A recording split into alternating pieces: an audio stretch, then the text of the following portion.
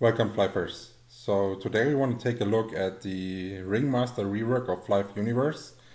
And I can already say that much. They managed to bring the Ringmaster from an AFK buff bot that was usually piloted by F-tools and not even by a real person to a class that's actually fun to play and has huge value and potential if played by another player. And this way they will enhance team play a lot. And again, I would want to say thank you to Pwnance for letting me use this footage. And let's get right started. So the first big change to the Ringmaster is a new skill that you're getting at level 15. It's called Moonbeam, and it is a combination of two things. It's first giving the enemy that you cast it on a damage over time effect. And secondly, it's increasing every incoming damage. That means it's increasing your incoming damage, but also from your level partner, for example. And this skill allows a whole new way of early level Ringmaster gameplay. This means if you, for example, want to try to go an AoE Ringmaster, you now have the option to level by yourself. You're not supposed to be in full support Ringmaster anymore, or going into like a full stamina build with a burst break combination until you hit the level 60 for the Merkaba. So there's a lot more options here. Now he's showing us the gear for that he prepared for the video. And something that's worth noting about it is that the Gore necklace that used to give flat HP is now giving HP restoration in percentage. So this means you regen HP without using food. And what's still to be determined if this regeneration is in combat or only outside of combat. If it is in combat, it's really valuable. If it's outside the combat, I don't think it's going to be a big change overall. So we have to see on this one.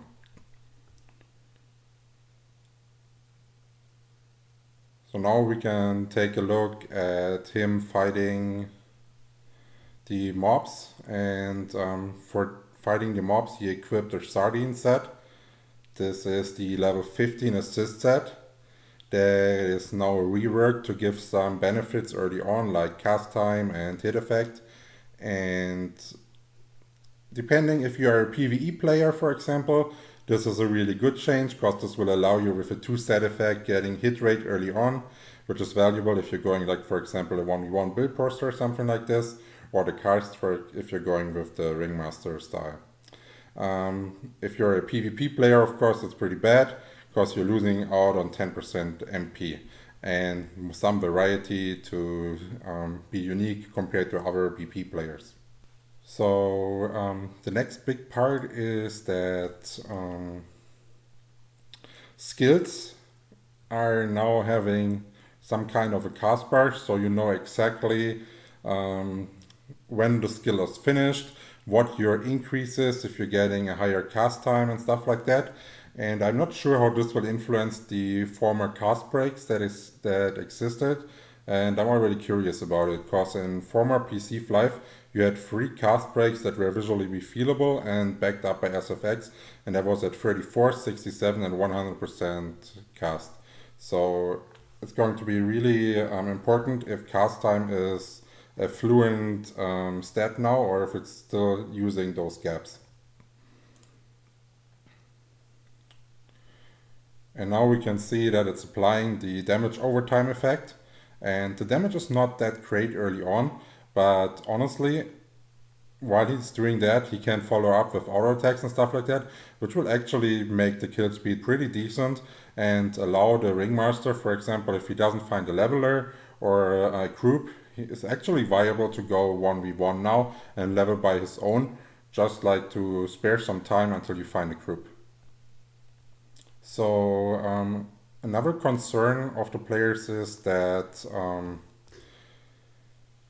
it used to be that you're leveling with one partner that is at best 19 levels below you, and with the new party changes, the best thing is leveling with an 8-man team, all doing damage, and probably 1 or 2 Ringmasters that support the whole team, keep the buffs going, and support with Holy Cross and stuff like that, or even like collecting as an AoE Ringmaster. And this party change will allow a lot more team play and definitely stop all the AFK level 1 leechers or whatsoever that was following and making the game more as a single player than an MMO. And now we are here at level 75 at the Mushpoi area, where opponents will show the one-on-one potential as soon as the gear is a little bit higher equipped. And something to note that was never seen before is that set effects now have skill damage percent that are noticeably in your damage. And the pact set, the level 75 for the Ringmaster, has 10%. And something else, if you didn't know about it yet, the Ringmaster buffs, they are reworked. This means they give different effects. For example, haste, that used to be only attack speed, now gives cast time as well. And the value they're giving from the buffs are like this. For example, if it's level 1, it will give you 1 attack speed. If it's level 20, it will give you 15%. But every 25 int you're getting, you will increase by 1%, for example. So as we see here, Pwnance has 15 plus 4. This means he has around 100 int. And then we have the magic defense that was prior only a Holy Guard thing and never really worked in Flyff. And now it's supposed to work and even shows in your stat window and can be an important factor if you want to targetly, for example, be more safe in PvP versus a mage rather than a melee character. And if we're taking a look at GT, we're seeing the value of the attack percent is going to be huge for any class. And by giving it a low duration, the Ringmaster's active's job is it in a leveling group to keep GT running at all time. So now we can see the gameplay. So the way he's doing it, he is applying the damage over time effect Moonbeam.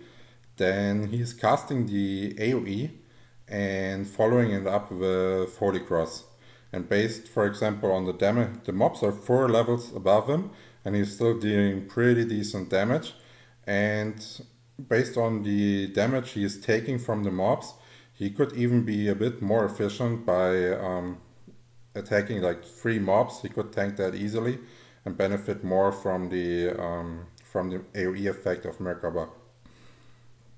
So I think there's not going to be a 1v1 Ringmaster, but more like a small AoE Ringmaster that is limited to a couple mobs, but still has some kind of 1v1 character, of course.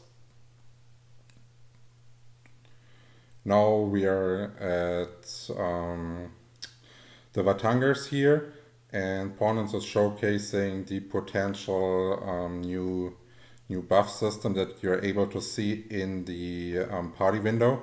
Of course, formerly in PC Flyff, you would only see buffs if you click on the person and they would show up right here. And now you can see them in the party window, which is really beneficial because now you're leveling with more people in the same party, and it would be really hard to keep track of, for example, GT timers, SF timers and stuff like this.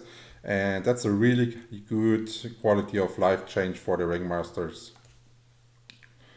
So, because it's really annoying if you're the Ringmaster and everyone asks you buff, buff, rebuff, rebuff, and this way the Ringmaster can do it by himself. And a good Ringmaster, there's not much communication needed from the DPS. And as you can see right here, he's supporting his mate with the Moonbeam, followed up by Holy Cross, almost doubling the kill speed of Cameron here, which is showcasing the new high value of the Ringmaster, prior to just running behind someone and pressing heal AFK. So now we're having also a new different playstyle that is evolving, because Cameron was playing hit and run here, so he's not requiring a lot of heal for his AoE, but due to the party change, like on PC Flyff, we had a contribution party, and if the Ringmaster, for example, would have done damage, the EXP for the main person would have been decreased, and no one would want to level with a Ringmaster that would decrease your HP, obviously. But now with the change, it's actually viable to support your AoE character with your own AoE damage, and there won't be an EXP loss for anyone. It will just be faster, so it's a benefit, and allowing for more team play. And I want to finish off the video with my favorite topic, PvP, and the potential of the new skill in PvP. Because the Holy Scrolls, they have a decent cooldown, and Holy Scrolls remove any kind of negative effect that you have. And the best negative effect a Ringmaster can apply onto you in PvP is the Holy Cross, which will double the incoming damage to you. And if someone is around teaming with the Ringmaster, you always want to the Holy Cross. And this means your Holy Cross is basically saved to, your Holy Scroll is basically saved to the Holy Cross counter. This means the Moonbeam is actually a free cast. So if they want to cleanse the damage over time effect or the incoming damage plus 8%, that's fine. You get a free Holy Cross that the enemy can't cancel, and you can get the damage going. And otherwise, if the person is sure that he's getting followed up with a Holy Cross, he's receiving the damage. He can't do anything about it. Maybe he's even misfooding for something like this, and you can get him with the Holy Cross combination. This applies to all classes except the Jester, that has a different option with the escape skill to also remove a debuff. So this strategy will work against any class except Jester.